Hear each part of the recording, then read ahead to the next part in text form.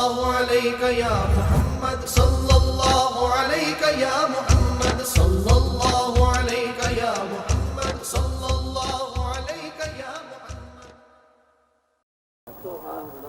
سرکار یہ اگلا سوال ہے، معلوم ہے کہ امام مہدی اسلام نہ نبی ہیں نہ ولی ہیں، آخر ان کا مقام مرتبہ کس درجہ میں ہے؟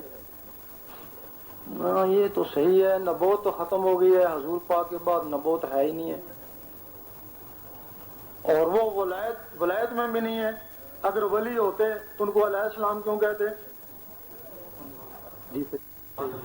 وہ نہ نبی ہے نہ ولی ہے، وہ جس طرح خضر علیہ السلام نقیب اولیاء ہیں. اب مہدی علیہ السلام کے متعلق وہ نبی نہیں ہے لیکن کہتے ہیں نبی کے پیر ہوں گے، تو نبیوں کو پیر ہوا؟ وہ خود ہی کہتے ہو کہ مہدی علیہ السلام سے عیسیٰ علیہ السلام بیعت ہوں گے، تو نبیوں کا پیر نہیں ہوتا، اس کو کیا کہو گے؟ مہدی علیہ السلام نبی کا پیر ہوگا، خود نہ نبی ہوگا نہ ولی ہوگا. مقام کیا ہوگا؟ مقام کا اندازہ خود ہی لگا لیں. وہ ایسا ہے، ایک دن اللہ تعالیٰ کو خیال آیا کہ میں دیکھوں تو صحیح میری صورت کیسی ہے.